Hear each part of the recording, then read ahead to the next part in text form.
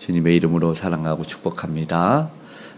오늘 함께 읽은 이사야서 9장 1절에서 7절의 내용 속에 우리가 잘 아는 말씀이 있습니다. 예언의 성취죠.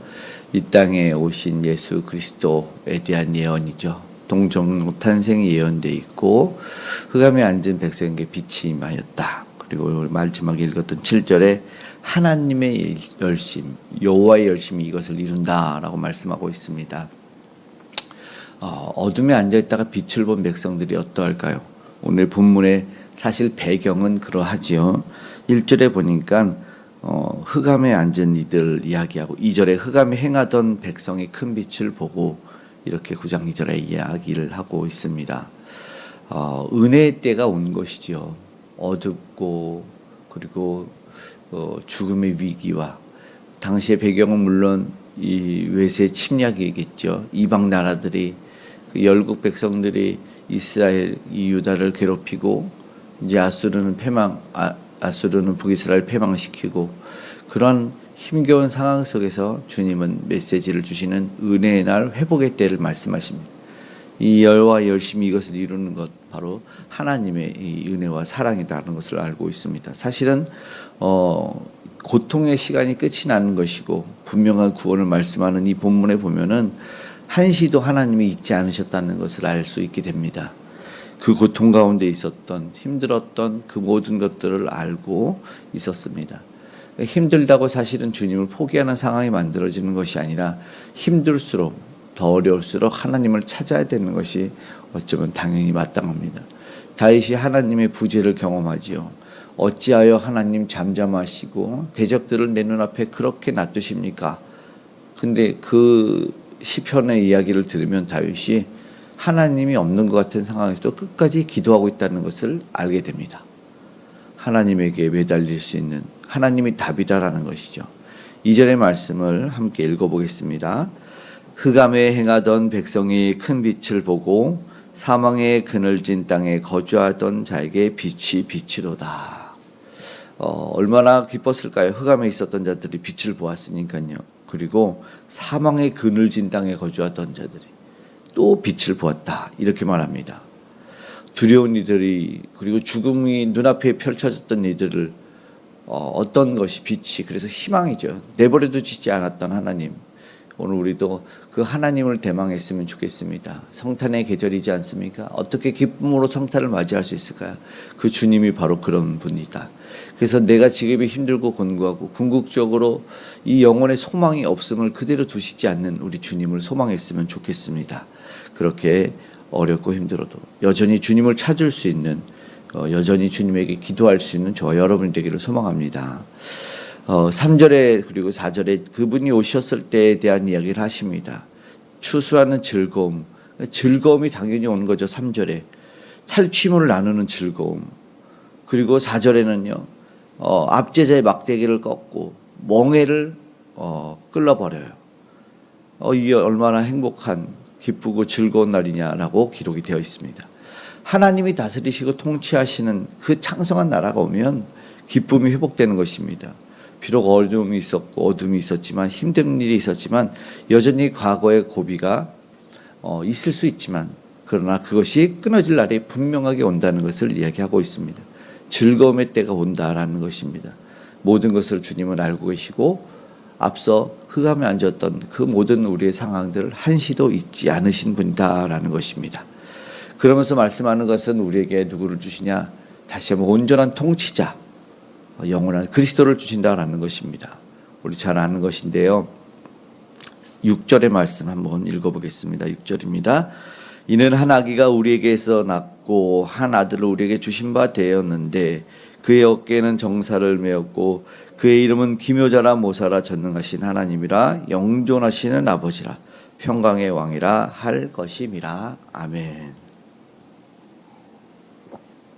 한 명의 통치자를 어린아이로 주셔서 당시의 외세의 침략에 있던 그 이스라엘 남유다를 구원하신다는 하나님의 메시지는 분명하게 당시 현실로 그치는 것이 아니다라는 것을 우리는 알 수 있습니다. 영혼에 대한 통치를 이야기하고 있습니다. 그리고 그 아이 누군지는 모르죠.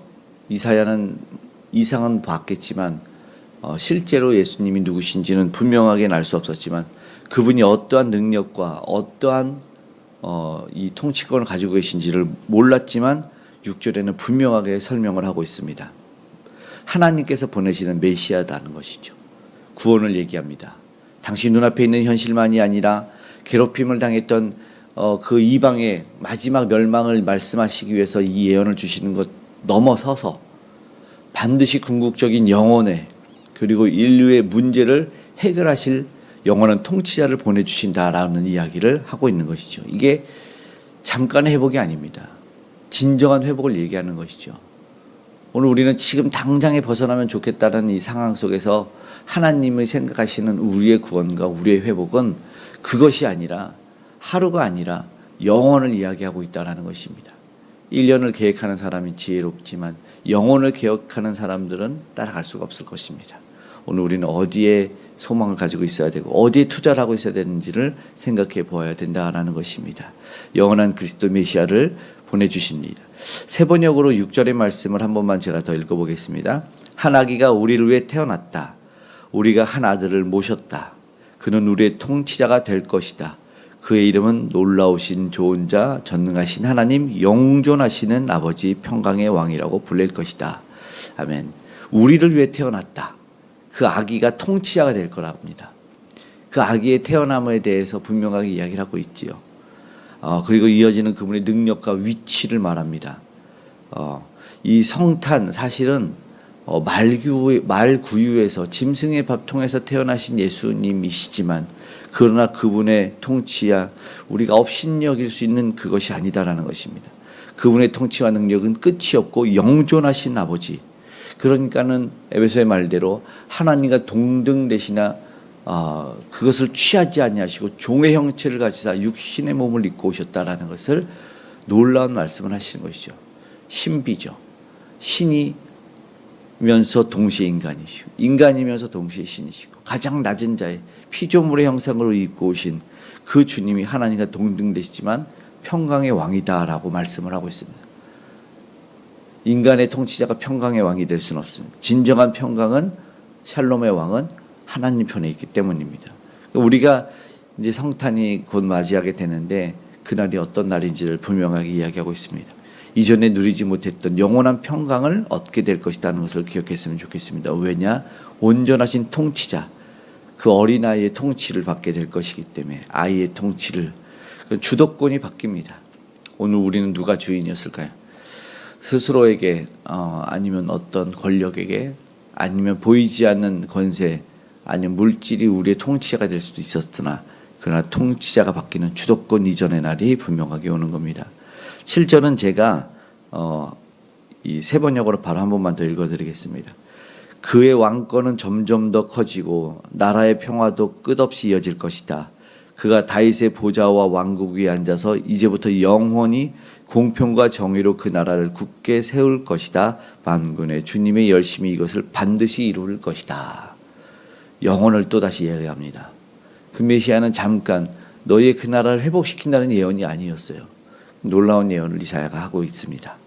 그분의 나라는 영원히 그리고 정의와 공의로 커지고 평화도 끝없을 것이다. 누가 이룹니까? 하나님의 아들 독생자 예수 그리스도가 이루시는 나라입니다. 그리고 그 그것을 이루기 위해서 오늘 말씀드린 빛으로 오셨다라고 2절에 말씀하고 있습니다. 백성의 상태가 뭐예요? 흑암에 앉았던 백성들이다라는 것입니다. 죽음의 어둠에 앉았던 백성에게 오신다라는 것이죠. 그분이 다스리는 백성이 됨을 우리는 지금 기뻐할 수밖에 없는 상황입니다. 어려움도 아픔도 모든 고통도 치유될 것이기 때문입니다. 그런데 요한복음 1장에 그 빛이 오셨다라고 말하는데 안타깝게도 설명하는 게 무엇입니까? 백성들이 빛보다 어두움을 더 사랑하였다 이렇게 표현하고 있습니다. 그런데 저는 그런 생각이 들어요. 흑암에 앉아있다가 빛을 보면 그 참 빛을 본 백성들이 과연 어둠으로 다시 내려갈 수 있을까라는 것이죠. 저는 그럴 수 없다고 생각합니다. 진짜 참 빛을 본 사람들은 진짜 예수 그리스도를 만난 사람들은 다시 어둠으로 가는 일을 겪지 않는다라는 것입니다. 내가 왜 어둠을 더 사랑하게 되느냐는 아직 그 빛을 못 보았기 때문입니다. 오늘 내가 소망하기를 그리고 이 성탄의 계절에 다시 한번 진짜 소망하는 것은 하나님 현란한 빛이 아니라 진짜 영혼의 참빛 예수 그리스도를 만나게 해달라는 소망으로 오늘 우리가 나갔으면 좋겠습니다. 참빛에 앉은 백성들은, 그 참빛을 본 사람들은 절대로 어두움으로 내려가는 일이 없을 것입니다. 오늘 다시 한번 그 슬픔과 눈물과 죽음의 흑암에 앉아있던 모든 이들이 사라지는, 회복을 경험하는 그 빛을 경험할 수 있는, 그러면 어떻게 될까요? 주님이 말씀하신 빛의 자녀로 살게 되는 것입니다. 비로소 빛의 자녀로 살 수 있는 저와 여러분이 되기를 주님의 이름으로 축복합니다.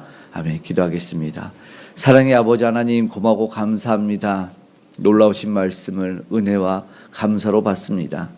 그러나 하나님, 우둔하여 아직도 죄악에 거하여 어둠을 더 사랑하여 빛이 왔는지 깨닫지도 못하고 빛 가운데 거닐고 다니고 빛의 영향권 아래 있으면서 어둠을 헤매며 어둠을 찾아다니는 어리석음을 범하지 않도록 우리를 도와주시옵소서. 이 땅에 오신 예수 그리스도 참빛으로 오셔서 흑암에 앉은 백성들에게 아버지 하나님, 땅에는 평화, 하늘의 영광을 허락하신 주님, 오늘 다시 한번 그 은혜를 맛보며 살아가기를 원합니다. 주님 도와주시옵소서. 아직도 주를 몰라 헤매며 아파하며 고통스러운 이들에게 나음과 치유를 경험할 수 있도록 도와주시옵소서. 회복을 허락하여 주시옵소서.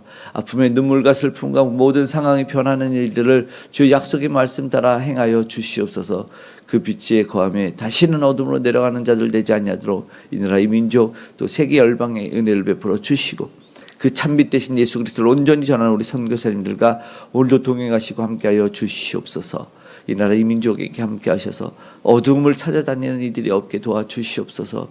빛의 자녀로 살아갈 수 있도록 우리 하나님을 위정자를 아버지 하나님 붙들어 주셔서 그의 아버지 하나님 믿음 안에 아버지 하나님 그의 아버지 하나님 허락하신 은혜에 거할 수 있도록 도와주시옵소서. 온전히 하나님 이 귀한 다음 세대가 그것 알기를 원합니다. 주여 다시 한번 아버지 믿음의 눈을 열어 우리 주님 바라볼 수 있도록 우리 다음 세대의 세계관이 바뀔 수 있도록 도와주시고, 북녘의 우상도 하나님 이제 아버지는 더 오래 두지 마시고 복음의 통일로 인도하여 주시기를 원합니다. 오늘 아프고 공부하고 아버지 힘들어 외로워하는 일이 있다면 주님 찾아가 위로하여 주시옵소서. 회복을 경험케 하여 주시옵소서. 하나님 도와주심에 이제 아버지 모든 상황과 문제가 풀려지고 아버지 사라지는 역사, 질병과 아버지 바이러스와 암덩어리가 떠나는 역사가 우리 주 예수 안에 있게 하여 주시옵고, 우리 모든 믿음의 가정들, 우리 사랑하는 이들의 아버지 하나님 산업의 현장 일터에 동행하여 주시옵소서. 감사드리며 고마우신 예수님의 이름으로 기도드리옵나이다. 아멘.